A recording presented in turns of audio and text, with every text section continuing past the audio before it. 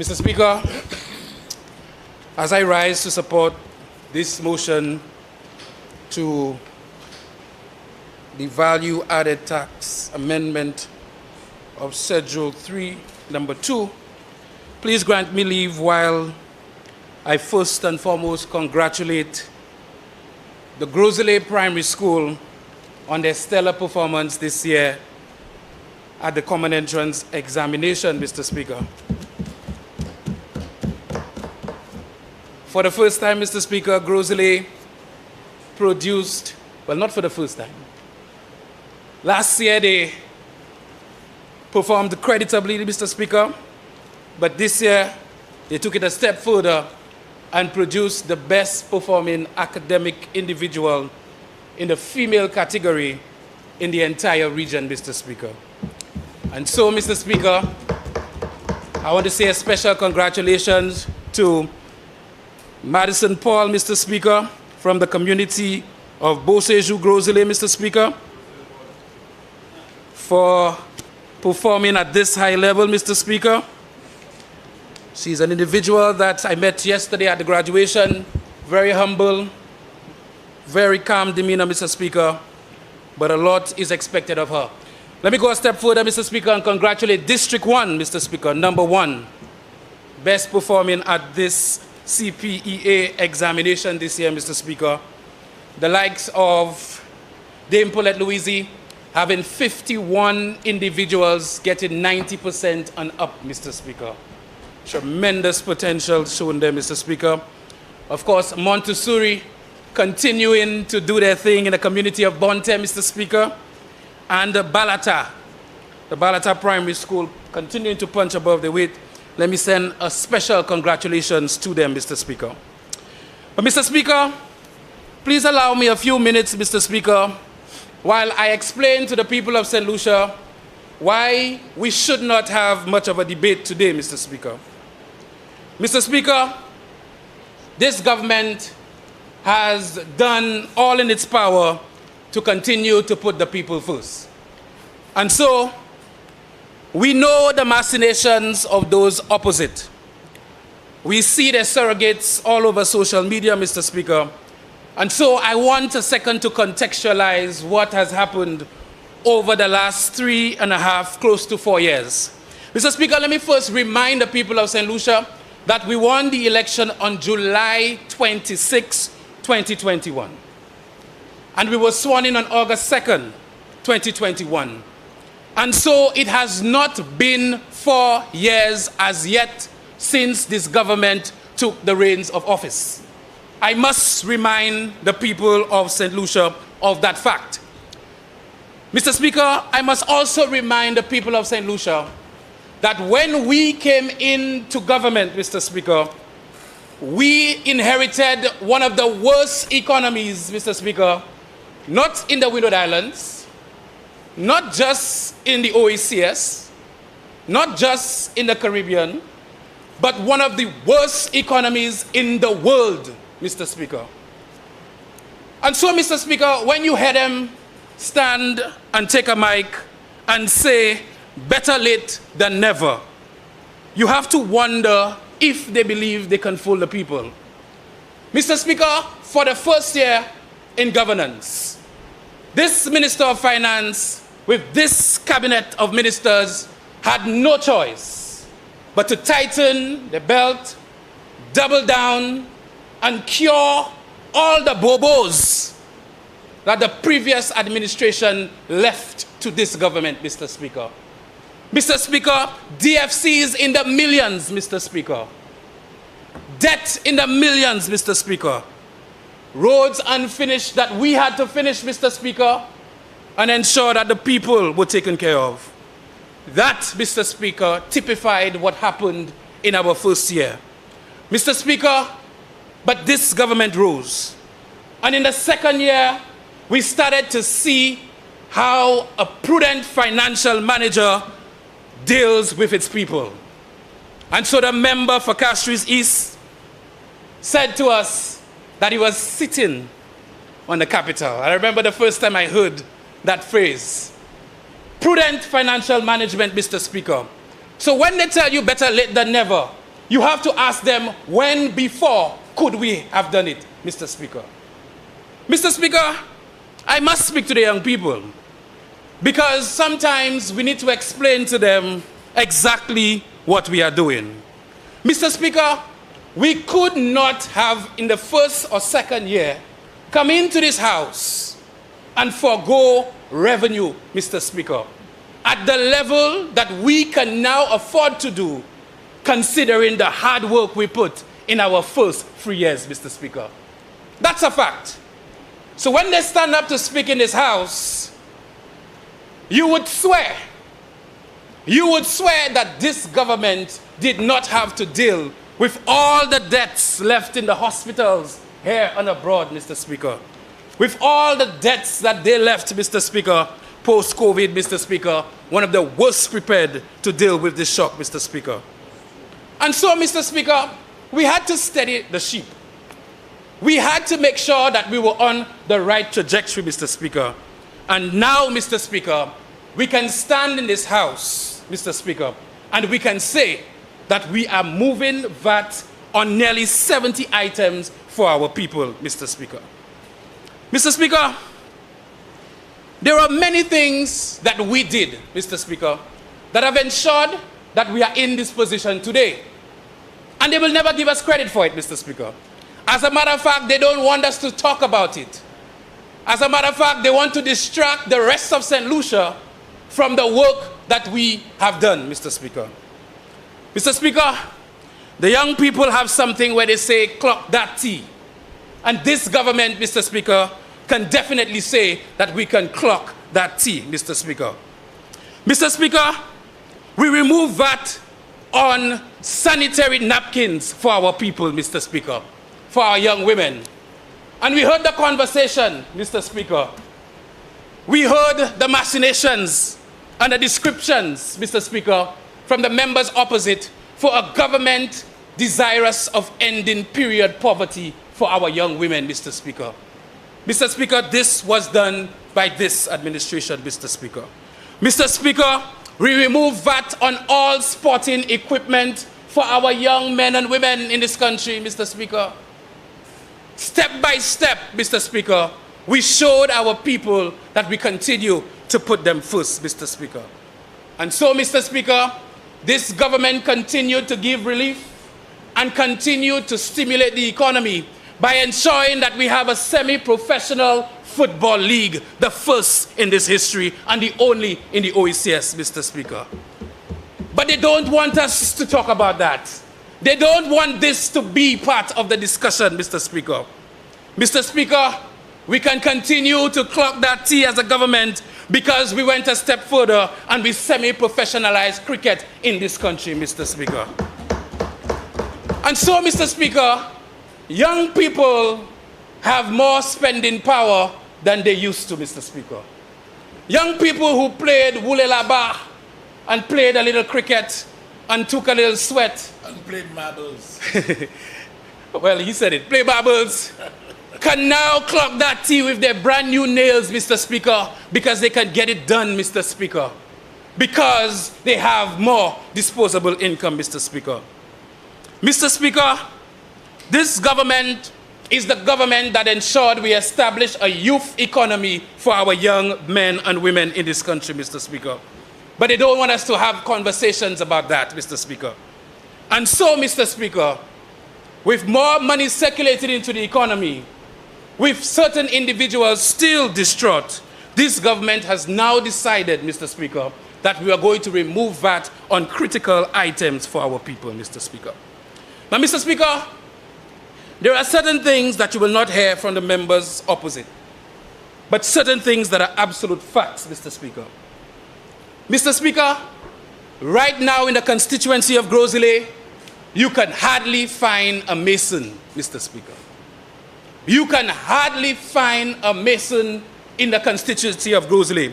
As a matter of fact, if you go in the constituency of Grosile and you meet a mason, he tells you, check me back in 2 weeks. I have a job doing right now, Mr. Speaker. Check me back next month. As soon as I finish, I will check you, Mr. Speaker. That is because of the work done in investing in young people the work done in strategizing, Mr. Speaker, and getting us on the right course. And so, Mr. Speaker, right now we see the continuation of the boom of our construction sector, Mr. Speaker. Hotels being built in Grosley like never before, Mr. Speaker. Houses being built in Cap Estate and Rodney Bay and Rodney Heights and Monnier and Bonte, Mr. Speaker, like never before. And this government has taken the step of ensuring that VAT continues to be removed on most of those materials to build homes, Mr. Speaker. So, Mr. Speaker, it is not by accident that we are at a point where we can help our people. Sometimes, Mr. Speaker, I hear people say, how is now alone? Or sometimes you hear the conversation that this is electioneering. And then I have to ask just now, is the election called? Is the election next month? As far as I was told, we have 5 years to govern in a term, Mr. Speaker. And as far as I remember, Mr. Speaker, we are still not in year 4 as yet, Mr. Speaker.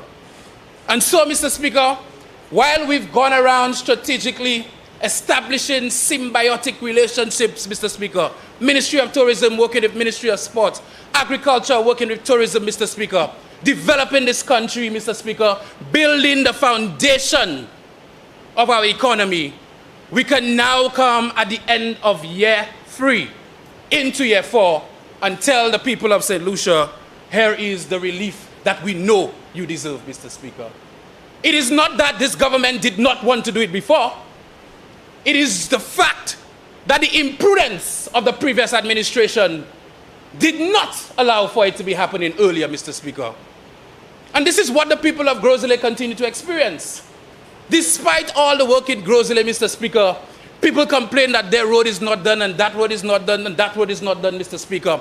And I have to say to them, it is not done because this parliamentary rep does not want it done. But it is not done because this parliamentary rep had to ensure that finances were diverted to ensure the expansion of a Grosley Polyclinic. That was not done by them before, Mr. Speaker. Finances had to be diverted to ensure a brand new Grosley police station. That was not done before. Finances had to be diverted to ensure the tourism product was done at a level that continues to bring tourists to St. Lucia.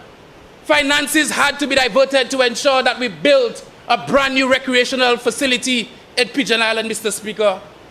And so, Mr. Speaker, I say to them, had we have representation for the 5 years that went into a 6th year, that executed on behalf of the people of Grosley, then way more roads would have been done by now, Mr. Speaker. It is the same with what we are speaking about today. Had the opposition sat down and be strategic, like the member for Castries East, we would have done this a long time ago, Mr. Speaker. And so, Mr. Speaker, I am very, very, very proud, Mr. Speaker, to endorse this today, Mr. Speaker. I know, Mr. Speaker, sometimes I listen to the member for Choiseul and people tell me, boy, you and the member for Choiseul, you're not talking as if you'll have some beef, but that is not the case, Mr. Speaker. It is just sometimes, I don't know who advises him. I don't know why he says some of the things he says, or whether he have amnesia, Mr. Speaker, but I must remind the people of Grosley and St. Lucia that while this government has come into this honorable house to remove VAT on over 70 items, and the member for Soufrière indicated that it is way more than 70 because when you look at the different vegetables and fruits, it is closer to 140, Mr. Speaker.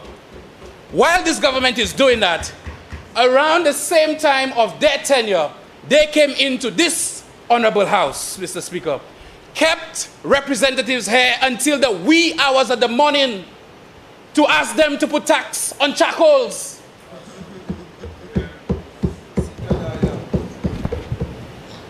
Member from Miko South. Thank you, sir. The member is misleading the House with regards to a tax on charcoals. There was never a tax on charcoals. In fact, there was a license that was put on charcoal making, which was introduced by the Ministry of Health, but it was not a tax. People were asked to pay a license fee, in order to get a license to be able to do charcoal. There was never a tax on charcoals, and I'd like the member to withdraw that statement because it's something that the members on the opposite side continue to say, and it never was a tax, Mr. Speaker, ever. Mr. Speaker, la partenaire fille à la licence là. Why, Mr. Speaker, do we feel we can insult the intelligence of our people, Mr. Speaker? Mr. Speaker, every license adopts or acquires some tax, some cost, Mr. Speaker, some form of payment. Yes. Do not insult young people in this country. This is the government that came in, Mr. Speaker. I said I wasn't going to be fired up today, you know, Mr. Speaker. But this is the government that came in and stayed until the wee hours of the morning to do the very same on fishermen, Mr. Speaker. This is the government, Mr. Speaker, and they want us to go back to this, Mr. Speaker. Mr. Speaker, the Chileans who are producing pudding in Montsepa, Mr. Speaker, had it been this government, Mr. Speaker, there would have been some fee, some license, some costs, some taxation for them to operate, Mr. Speaker. This is why this government is removing VAT on 70 items for its people, Mr. Speaker. And that's a fact. And stand on a point of order and say there was going to be no cost to doing this. So, Mr. Speaker. The member from Miko South did not say there was no cost. Mr. Speaker, I asked him to. He says there was no tax. Mr. Speaker, I asked him to. If you want to be semantic, there is a subtle difference between a tax and a license. A license regulates, even if there is income coming in. But there is still a fee, yes. Revenue generation. It's a revenue generation. Revenue generation. Thank you, Mr. Speaker. The conversation we're having is about revenue generation, Mr. Speaker. It's about having more costs than the money you have to pay to do things, Mr. Speaker. Our money have to pass, Mr. Speaker. We're talking to the young people. They wanted our money to pass, Mr. Speaker, in some way, shape, or form for these operations, Mr. Speaker, including making pudding and fishing, Mr. Speaker, and charcoal, Mr. Speaker. Say Samekadi, Mr. Speaker. That's it, brother. And so, Mr. Speaker, when they go out there, Mr. Speaker, and posture to people, you have to ask yourself, what did they do, Mr. Speaker? And why we have arrived at this position at this time, Mr. Speaker. And so, Mr. Speaker, I am indeed very, very buoyed by the fact that, Mr. Speaker, we see items for single mothers, Mr. Speaker, being zero rated, Mr. Speaker, and some of them a removal of VAT on them, Mr. Speaker. This is very comforting, Mr. Speaker, because this previous government said that they were going to reduce and eventually eliminate VAT. Your passion may fail, Mr. Speaker, they never did it. But this government, Mr. Speaker, is taking care of single parents, Mr. Speaker. While the previous government blamed single parents for a crime surge, Mr. Speaker. There were single mothers, Mr. Speaker. You think the people forget? Mr. Speaker, we, in the last 4 years, Mr. Speaker, we've done a lot to steady this ship, Mr. Speaker. We've done a lot in terms of giving relief to our people, to civil servants, Mr. Speaker. We've done a lot to the elderly in this nation, Mr. Speaker. We are doing a lot for young ladies, Mr. Speaker. We are doing a lot, Mr. Speaker, for our young sportsmen and women, Mr. Speaker. And now, Mr. Speaker, you can clock that T. We are providing relief on 70 items for our young people and for everybody in this country. And so, Mr. Speaker, I unreservedly endorse this motion, Mr. Speaker, to continue to provide that relief to our people. I thank you, Mr. Speaker. Long live this government.